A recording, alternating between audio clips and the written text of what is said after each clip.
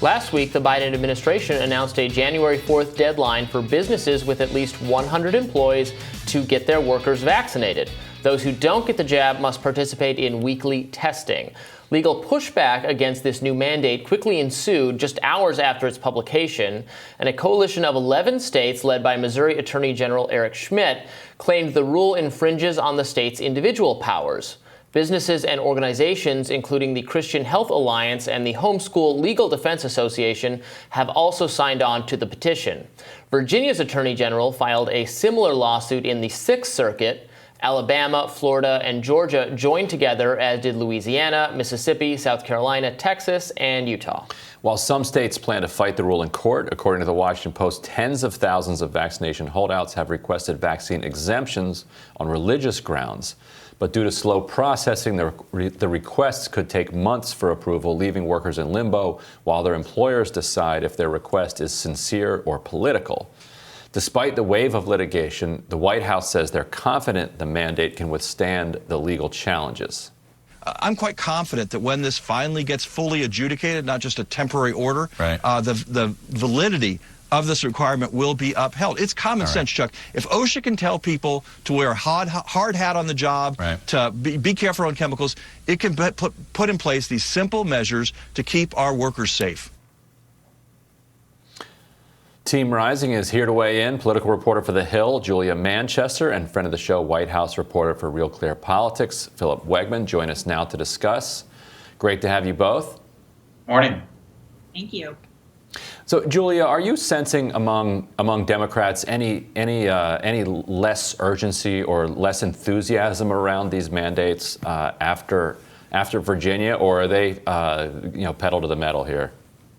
Yeah, I think there is a concern after Virginia. Remember, Terry McAuliffe tried to run heavily, really, in the summer, going into August and September, on this idea of vaccine mandates, very much trying to push those in Virginia's healthcare systems, as well as in Virginia government proposing a lot of those mandates. However, that really seemed to get overshadowed by other issues in the final weeks of the campaign. And you're also seeing Republicans really galvanizing around this effort across the country. A number of prominent Republicans, including some Republicans who have major races next year, including Florida Governor Ron DeSantis, using this as a bit of a tool to go after Democrats. So I think Democrats obviously are still in favor of vaccine mandates for the most part. However, they know that they're on the defense on this issue. But there is one Democrat who I'd like to point out who seems to have taken a step back. That's gubernatorial governor Laura Kelly, essentially saying, I believe, in Kansas, that she's disagreeing with the Biden administration's protocol on vaccine mandates. She's facing a very uphill climb in her respective race. So I think you're seeing some Democrats start to realize that this may not be a winning issue for them in 2022. And Philip, do you think, so obviously publicly the White House, not unsurprisingly, is saying, yes, of course our vaccine mandate is legal, it will definitely hold up, etc. Do you think behind the scenes they're a little bit more worried? Because obviously the Fifth Circuit stated I am deeply skeptical that it will survive legal challenges. It does not seem to me to be necessarily the same thing. Wearing a hard hat in a workplace and workers of companies with 100 employees who are virtual they're not going to interact with anyone, but they still have to get vaccinated or get tested. Anyway, do you think behind the scenes there is more concern that this will eventually get struck down? There's definitely concern. I would say the standard for evaluating this administration when they ask whether or not something is constitutional is pretty simple, and that means rewind the clock to their eviction moratorium. I asked the president over the summer, Mr. President, how is this constitutional? Not after the first rule, but after they had introduced their second rule when they had been struck down, and after President Biden had sent out one of his senior administration officials to tell the press exactly why he could not extend the eviction moratorium without an act of Congress. And the president's response was, well, I don't know. Maybe the court will say this isn't constitutional. Maybe they'll rule against us. but at least I'll get a couple of months in before they strike it down. That's the sort of political calculus. Maybe this is constitutionally dubious. We probably don't think it is because maybe, Tribe at Harvard told us that it was okay. But in the meantime, we're going to go ahead and do this. With the vaccine mandate, it seems very much that this administration, they used as many carrots as they could, and now they sort of just want to let everyone know that they've got a stick. They don't want to have to start handing out, fines just yet, but they're happy to hint at it. So, we'll see how this plays out in the courts. But right now, they definitely want everyone to know that if you don't, get the jab, fines could be coming. And Julie, is this an eviction moratorium type situation where Democrats are pretty confident that the conservative Supreme Court is going to strike it down, or is this different, where Kane's being serious that he genuinely thinks this could get held up, using the argument that, look, OSHA is supposed to create a safe workplace. It's not fair, to force somebody to come in and work around people who are deciding not to get unvaccinated. That would be his argument. Do you think that they believe that this actually will be upheld, or do you think they're just buying time? I think they might be buying time. It's hard to tell, but this seems like a situation that the conservative-leaning Supreme Court would rule in favor of Republicans just because of so much, there's this idea of government interference in this process and the government essentially directing Americans to get a vaccine.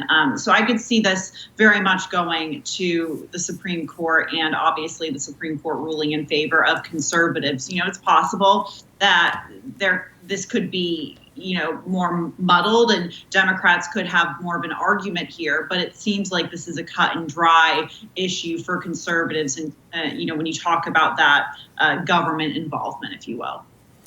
Well, conservatives lost it over the weekend after a different issue. Sesame Street's Big Bird announced that he had a sore wing after getting the COVID shot on Twitter. The right lost its mind. Texas Senator Ted Cruz called the tweet propaganda, while popular conservative podcaster Lise Booth said it was brainwashing children who are not at risk.